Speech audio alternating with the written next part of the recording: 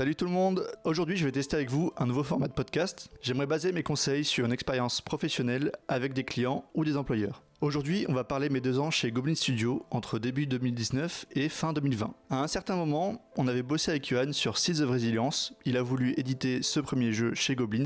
Donc je suis rentré chez Goblin Studio pour avoir une expérience en publishing et pouvoir bosser avec Johan sur la création d'un nouveau publisher. Il voulait également que je l'aide sur le marketing de Robotorium et de Legend of Keepers. On était un duo avec des profils assez similaires mais quand même très complémentaires. Donc Johan, le CEO de Goblins, il est très fort en chiffres, en analyse technique et en gestion financière. Il passait beaucoup de temps à analyser l'algorithme de Steam et essayer de s'en servir un maximum. De mon côté, je faisais beaucoup d'opérationnel et j'avais acquis une bonne vue d'ensemble du marketing. Je m'occupais du community management, des influenceurs et de la presse. J'étais un couteau suisse très complet, puis j'ai passé le relais à Fanny sur tout ce qui est community management. Avec Johan, on couvrait donc beaucoup de domaines et je vais vous expliquer ce qui nous a réussi pendant ces 2 ans en 3 conseils. La stratégie éditoriale avant tout.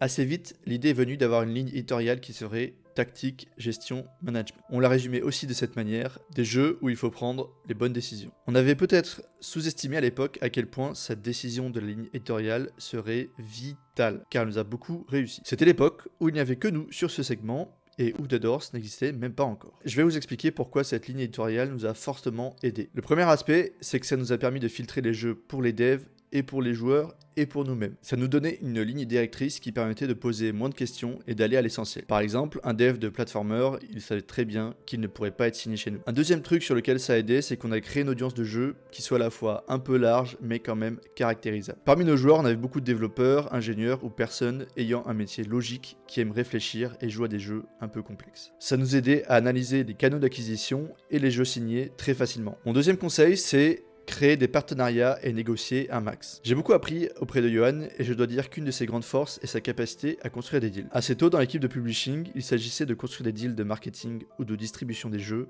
pour permettre de toucher un plus grand nombre de joueurs. Par exemple, Johan voulait systématiquement bosser avec des agences chinoises pour avoir une couverture des joueurs chinois. On a même bossé avec plusieurs entreprises pour éviter d'être trop dépendant d'une seule agence.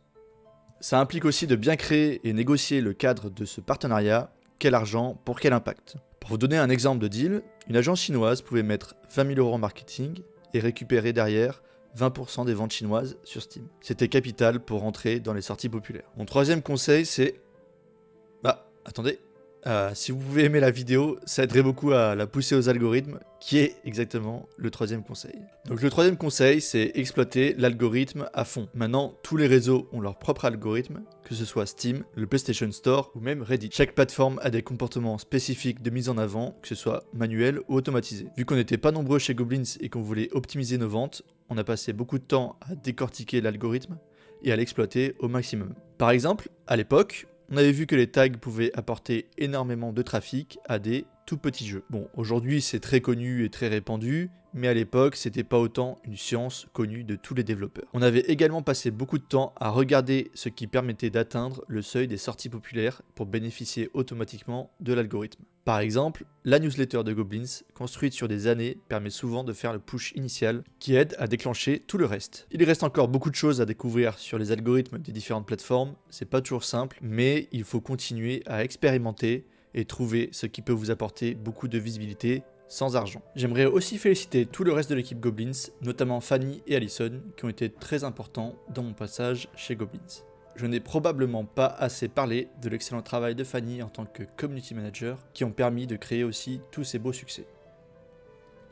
Voilà, c'est tout pour cette vidéo, merci d'avoir écouté. Je ferai également ce retour d'expérience avec Battle Right ou Double Kick Heroes, donc n'hésitez pas à liker cette vidéo et vous abonner pour voir ces autres retours d'expérience.